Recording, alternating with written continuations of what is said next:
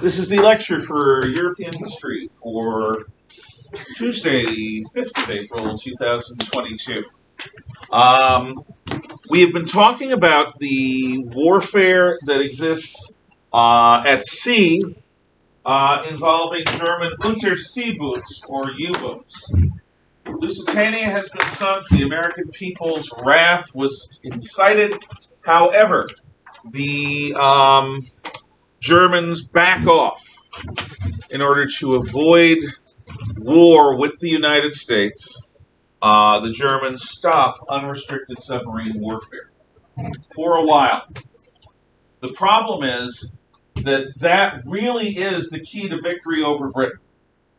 And without unrestricted submarine warfare, Germany cannot defeat the British. Just put that at Miss Willis's spot, and she'll be back here in a second. She can do that. So, the tension to resume unrestricted submarine warfare is incredibly great. Do you see where you are? Okay. And just pass that to Haley. And... but for the moment, we will leave that in abeyance. Now, the Eastern Front. The Germans had intended to hold the line in the east, allowing the Russians to move in, but slowly. The Russians surprise everyone by moving much more quickly than anyone expects, but the Germans do defeat them at the Battle of Tannenberg. For the rest of 1914 and early 1915, the Germans and the Russians are wrestling along the border between Russian Poland and East Prussia. And the Russians are threatening the Austrians in Polish Austria or Galicia. In 1915, the Germans basically impose a command over the Austrians and pinch off Russian Poland. In 1916, so the front stabilizes, they begin moving further east. Now, the first use of poison gas is on the Eastern Front against the Russians. Thank you. Okay. You.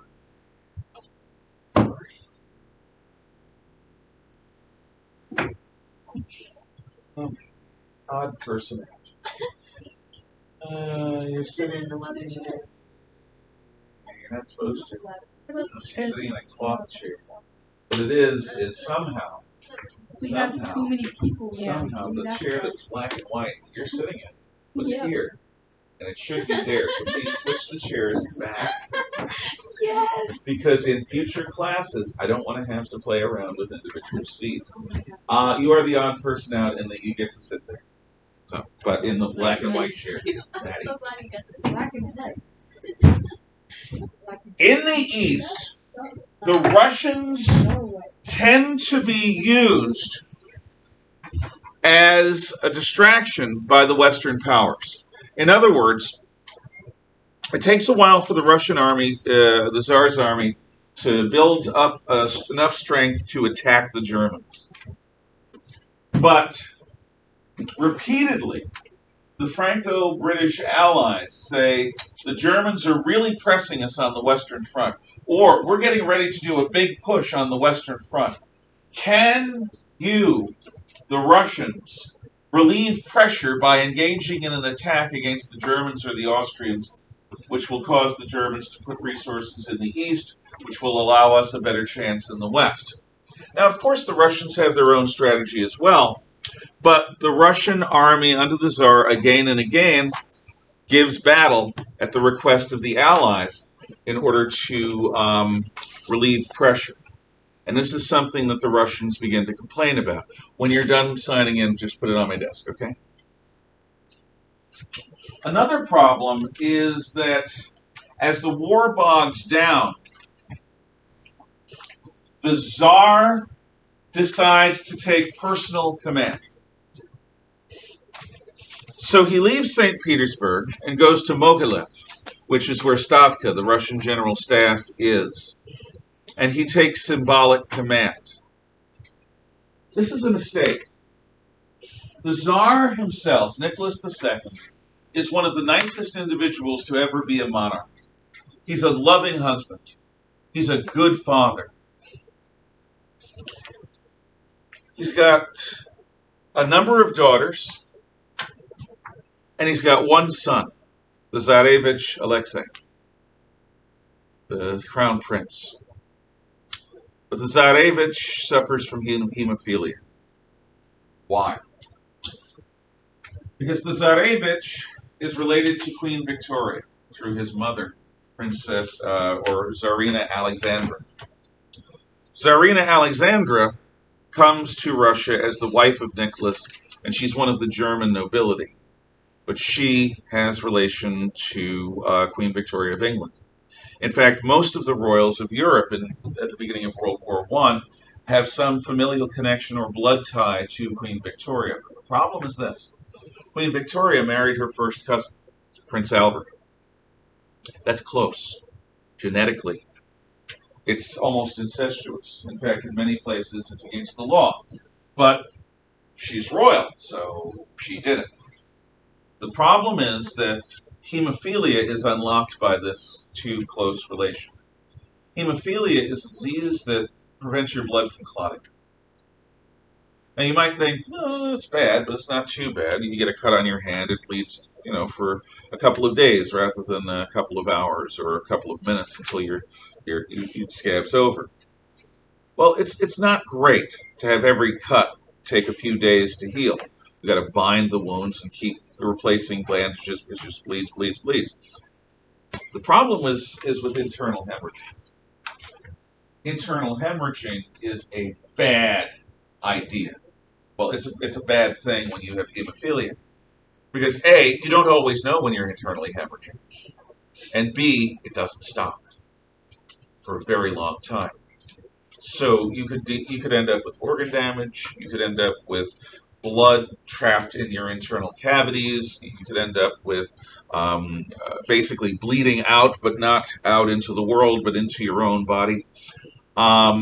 It's dangerous. And the Tsarevich, the crown prince, has hemophilia.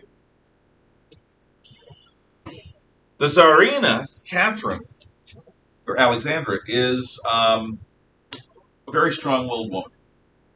And she tends to try to control her husband in a way that is not particularly in the Russian tradition.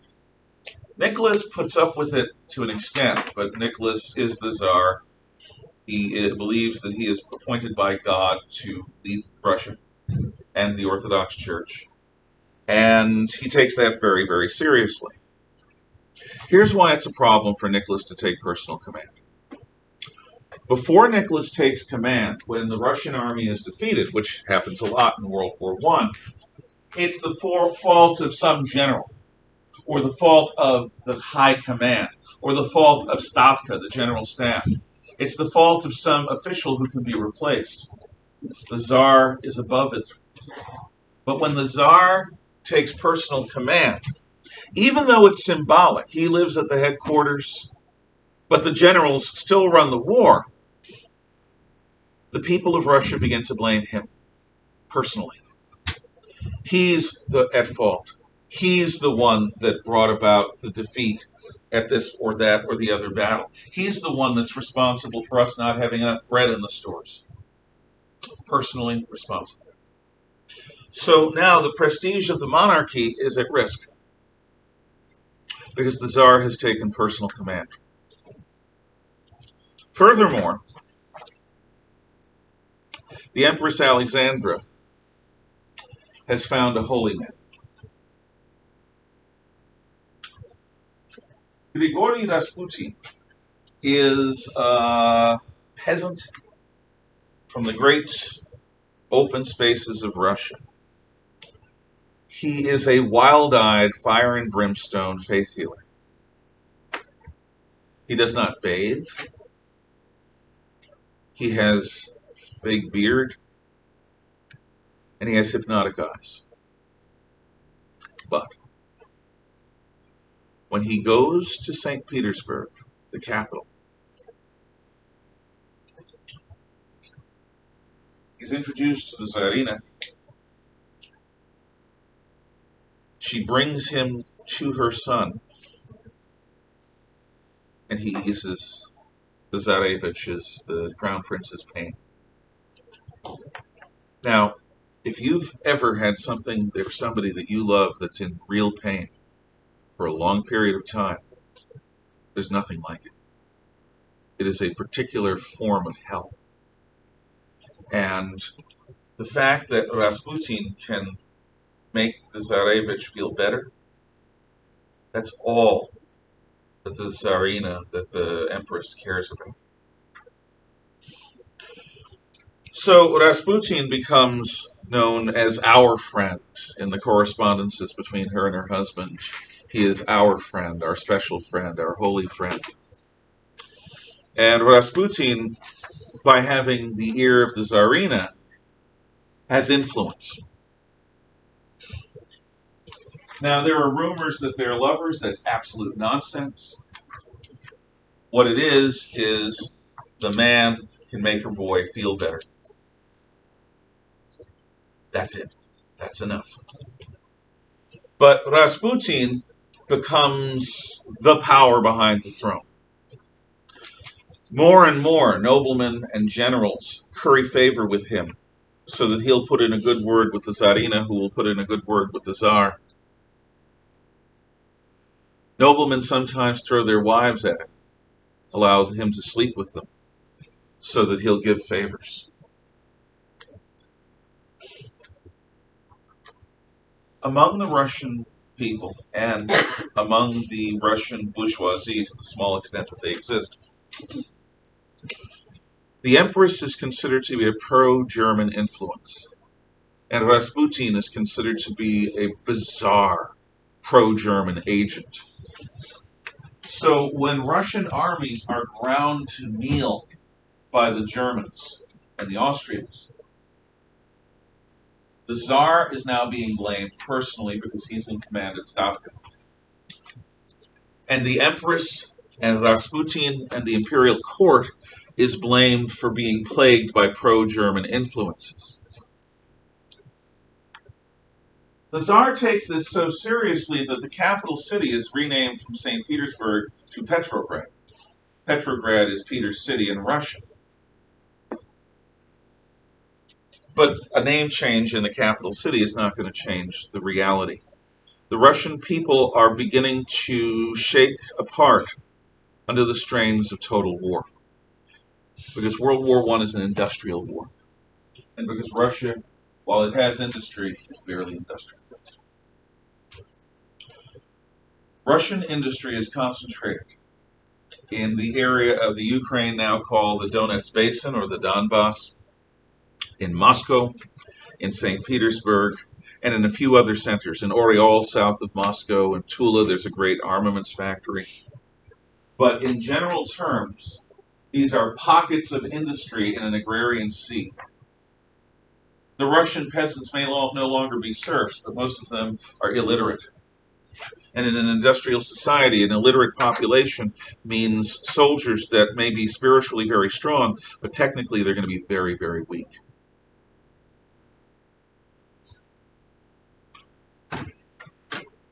So a group of nobles decide that they are going to solve the problem of Rasputin once and for all. Some of them have been cuckolded by him. Some of them have been humiliated by him. Some of them merely fear the influence of such a man. An illiterate peasant himself, a filthy faith healer from the countryside, but he has the Empress's ear. So they invite him to dinner. And Rasputin, by this point, is very used to being invited to special occasions as the man of honor. Whereupon, let me see if I get this all straight. They poison him. He doesn't die. They hit him over the head with a candlestick. He doesn't die. They stab him. He doesn't die. They roll him up in a carpet because he's still alive and throw him in the river. Oh, and they shoot him a few times. The man does not die. As they throw him in the river, the carpet that he's in is still moving. Okay, they wrap him in a carpet so that he'll drown. Grigori Rasputin will not die, which is scary. Eventually, he dies. So Rasputin is dead. The Empress is out of favor. The Tsar is being blamed for everything. But Rasputin's famous last words are, "After me, the deluge," which is, I've been holding things back. You kill me, fine. After me, it's going to be bad. And he's not wrong. Now, for the fun of it, please close the slats over there. Miss. And shut the fan off and close the shades. We will have a musical interlude that deals with Mr. Rasputin. So we've just listened to a few semi-pertinent songs relating to Rasputin, and I showed you photographs of him and of the Tsar and his family. They were a beautiful family. Again, Nicholas II was one of the nicest men to ever hold real power. The problem was that his niceness and decency didn't make him a strong ruler. Russia needed somebody who had a degree of ruthlessness. If you're an autocrat, you need that. And Nicholas inherited the autocracy, and he did not have the autocratic gene, if you will. It wasn't in his nature to just steamroll over people. So, in the end, by 1917, the Germans have moved into Lithuania, Latvia. They've moved into White Russia, Belarus, and they've moved into Ukraine to some extent. And I guess I'll end the Eastern Front story here. No, I won't.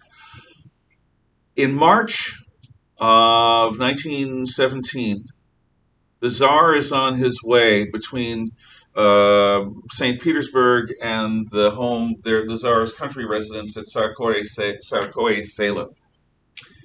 And the train stops partway between, in the middle of a wilderness. The railroad workers won't move unless the Tsar agrees to a certain set of demands. This is a setup. It's not just the railroad workers on that train. This was organized.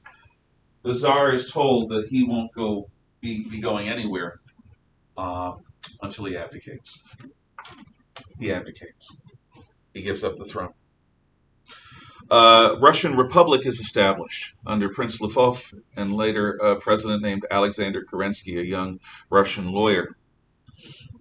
The Russian Republic is the hope for Russia to move from the most backwards autocracy in the European world into a more modern state. But the Russian Republic is never, ever given a chance. Because the moment the Republic is proclaimed, its antithesis is born, the Petrograd Soviet. The Petrograd Soviet is a council of workers, soldiers, sailors, and peasants, run by left-wing socialists. The Petrograd Soviet is going to establish in every factory workers' committees that will actually run the factories, not the owners, not the managers. And in the military, they establish a system of commissars, where representatives of the Soviet are elected by the soldiers and sailors, and these elected commissars have veto power over whatever an officer decides. If an officer decides we're going to move our unit to the top of that hill, and the commissar says, no, we're not, soldiers don't move. So the Petrograd Soviet establishes itself as a shadow government. Its representatives take over the means of production and the means of fighting war, and they have great influence. And the Republic never comes to grips with them. The Republic tries to accommodate them. The Republic tries to go along with them. There are things about us as a people. We want to make peace. We want to compromise with people. We want to be tolerant. We want to live and let live and share alike. There are people in this world, ladies and gentlemen, that you cannot make peace with. If you're prey, you can't make peace with a predator, not without dying and becoming its food. There are people in this world that want what you have. And if you make accommodations, you simply make it easier for them to ultimately take everything that's yours. There is evil in this world. There are enemies in this world. Not everyone is reasonable. Not everyone wants compromise. There are people who simply want to take it all. The Republic tried accommodating and sharing power with the Petrograd Soviet when the Soviet was not interested really in anything except revolution, which means the destruction of the Russian Republic.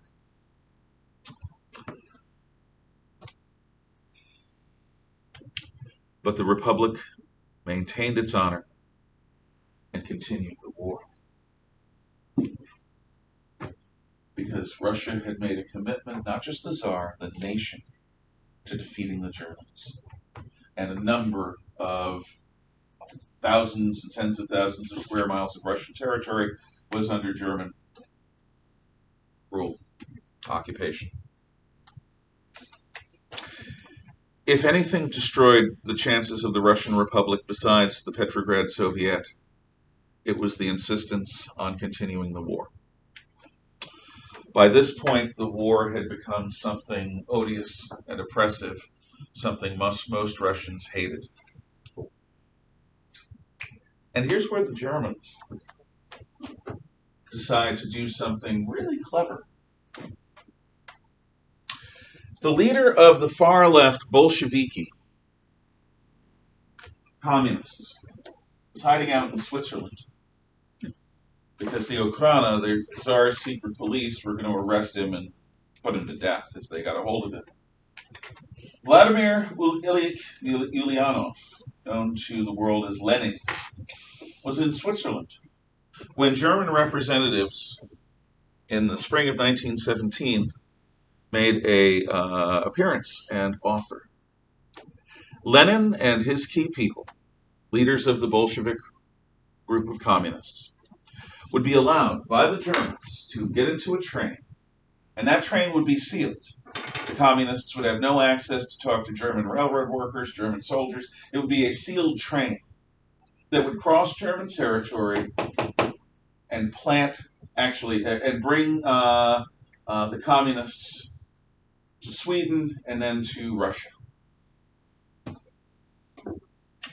It's as if the Germans are injecting a disease bacillus into the body politic of Russia. Why would the Germans do this? Because Lenin and his Bolsheviki adopt the slogan, peace, bread, and land.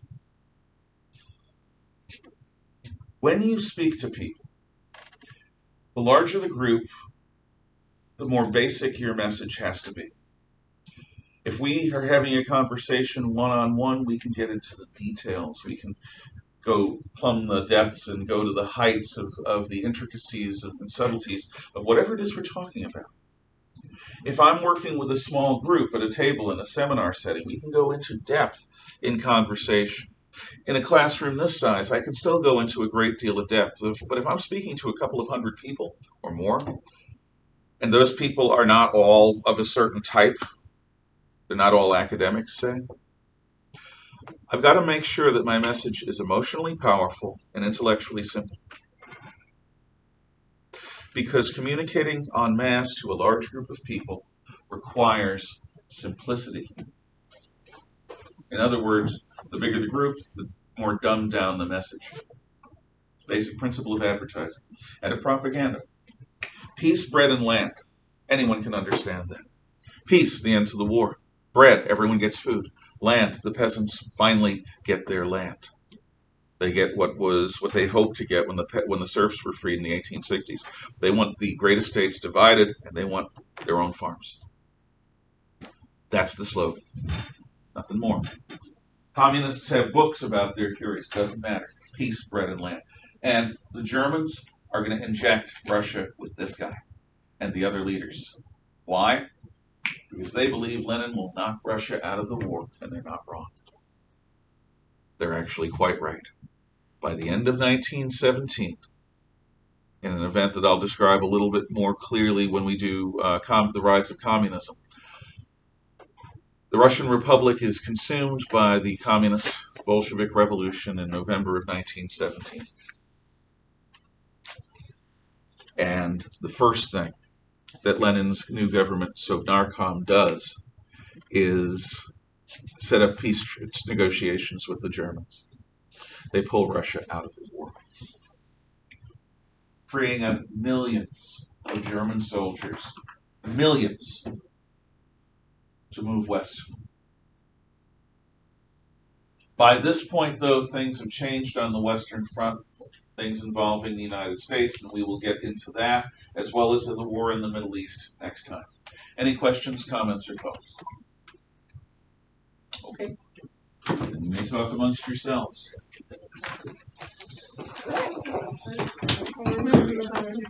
What? I'm fine.